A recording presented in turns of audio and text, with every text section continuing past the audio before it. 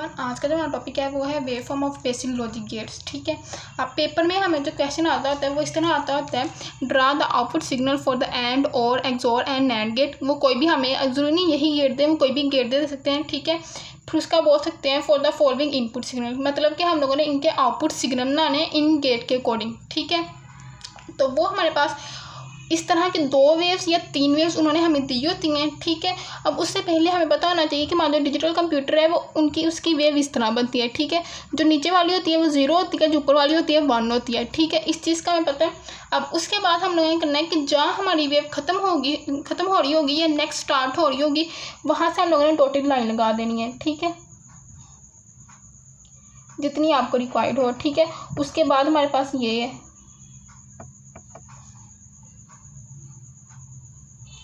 ठीक है, और उसके बाद यहाँ से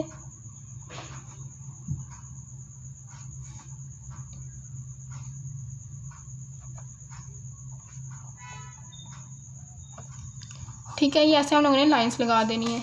ठीक है, अब उसके बाद जो नीचे वाला पोर्शन होता है वो हमारे पास क्या होता है, 0 0। जो ऊपर वाला होता है वो किसका होता है, 1 का। ये अभी हमारे पास नीचे है तो यहाँ क्या आएगा, 0। ये भी ऊपर 1 है और ये भी हमारे पास ऊपर वाली वेव है तो हमारे पास क्या आएगा, 1। अब ये नीचे है तो यहाँ क्या आएगा, 0, और ये ऊपर वाला पोर्शन है तो यहाँ क्या आएगा, 1। अब ये भी हमारे पास 0 है और ये भी नीचे वाला पोर्शन है तो ये भी हमारे पास क्या है, 0 है। अब जो हम लोगों ने फर्स्ट आउटपुट सिग्नल लिखनी है वो किसके अकॉर्डिंग लिखनी है, एंड के। तो एंड यहाँ पे हम लोगों ने लिख देना एंड। ठीक है, अब उसके बाद इनको हम लोगों ने जो गेट दिया होगा ना उसके अकॉर्डिंग हमने 0 और 1 को सॉल्व करना है। ठीक है, अब एंड में हमारे पास क्या होता है, मल्टीप्लाई होता है, तो 0.0 हमारे पास क्या होता है, 0 होता है। तो यहाँ तक हम लोगों ने 0 की लाइन ड्रॉ कर देनी है। ठीक है, उसके बाद 0 1 क्या होता है, एंड में 0 ही होता है, तो उसके बाद यहाँ तक भी 0 की लाइन ड्रॉ कर देनी है। ठीक है, अब 1 1 हमारे पास क्या होता है, 1 होता है, तो यहाँ से हम लोगों ने 1 की लाइन ड्रॉ कर देनी है। ठीक है, ये जहाँ वेव ख़त्म हो रही होगी ना, सिर्फ वहाँ तक लाइन लगानी है, उससे आगे लाइन नहीं लगानी। ठीक है, फिर उसके बाद 0 1 हमारे पास क्या होता है, 0 होता है, तो ये नीचे की तरफ लाइन आएगी।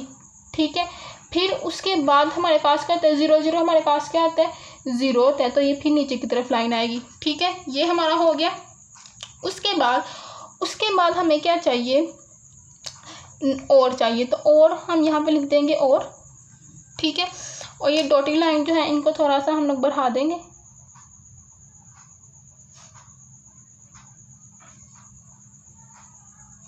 ठीक है, अब और में हमारे पास क्या होता है, प्लस का ऑपरेटर होता है, तो यहाँ हमारे पास क्या होता है, 0 + 0 0 0 की लाइन लगा दी। 0 + 1 हमारे पास क्या होता है, 1 होता है, तो यहाँ से यहाँ तक हम लोगों ने 1 की लाइन लगा दी जहाँ तक हमारी वेव है, क्योंकि इस डॉटेड लाइन के बाद हमारी नेक्स्ट वेव स्टार्ट हो रही है। ठीक है, उसका हम नेक्स्ट पे रिजल्ट देखेंगे। अब हमारे पास 1 + 1 क्या होता है, 1 होता है, तो यहाँ पर 1 की लाइन लगा दी। ठीक है, 0 + 1 क्या होता है, 1 होता है, तो 1 की लाइन लगा दी। ठीक है, 0 + 0 क्या होता है, 0, तो यहाँ से हम लोगों ने नीचे की तरफ 0 की लाइन लगा दी। ठीक है, अब उसके बाद हमें क्या चाहिए, एक्सोर चाहिए। ठीक है, अब एक्सोर में हमारे पास क्या होता है, पहले हम थोड़ी सी लाइन इसकी इंक्रीज़ कर लेते हैं। ठीक है, उसको बढ़ा लेते हैं थोड़ा सा। अब एक्सोर में हमारे पास क्या होता है कि वो सेम वैल्यू पे हम लोगों को 0 आंसर देता है और ऑपोजिट पे 1 देता है। जिस तरह 0 0 0 और 1 1 पे भी वो 0 देगा। ठीक है, सेम वैल्यू पे वो 0 आउटपुट करता है और ऑपोजिट वैल्यू पे हम लोगों को 1 देता है। ठीक है, अब एक्सोर हमारे पास 0 0 है, सेम है, तो सेम पे क्या देता है, वो 0 देता है, तो यहाँ पर क्या लाइन आ जाएगी, 0 की। ठीक है, अब 0 और 1 ये दोनों ऑपोजिट है, तो जब ऑपोजिट हो तो हमें आंसर क्या करता है, 1 करता है, तो यहाँ पर हम लोगों ने 1 की लाइन लगा दी। ठीक है, उसके बाद 1 1 सेम है, सेम पे भी हमें क्या आंसर देता है, 0 देता है, तो यहाँ से हमारी 0 की लाइन यहाँ तक आ जाएगी। ठीक है, अब ये 0 1 है, ये ऑपोजिट है, तो ऑपोजिट पे हमें वो क्या आंसर करता है, 1 करता है, तो यहाँ पे हम लोग 1 की लाइन लगा देंगे। ठीक है, उसके बाद ये क्या है, 0 0 है, और 0 0 पे सेम है, सेम पे हमें वो क्या वैल्यू देता है, ऑपोजिट 0 देता है, सॉरी, तो यहाँ पर हमारे पास क्या आ जाएगी, 0 की लाइन आ जाएगी। ठीक है, इस चीज़ की समझ आ गई। एक्सोर हमारे पास क्या करता है कि सेम पे वो हमें 0 आंसर देता है और ऑपोजिट पे वो 1 आंसर करता है। ठीक है, अब उसके बाद हमें क्या चाहिए, नैंड चाहिए, सॉरी नैंड है, ऊपर इसके थोड़े से स्पेलिंग गड़बड़ हुए हैं, बट कोई बात नहीं, इट्स ओके।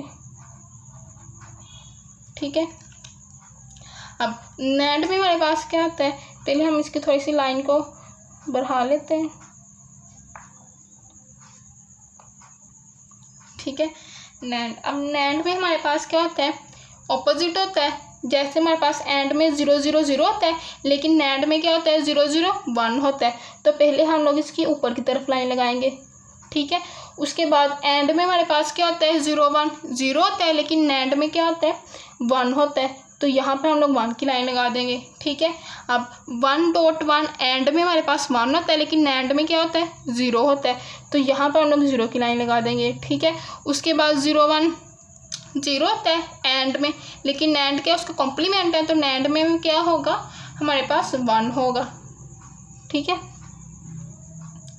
तो ये मेरी 1 की लाइन आ जाएगी, ठीक है।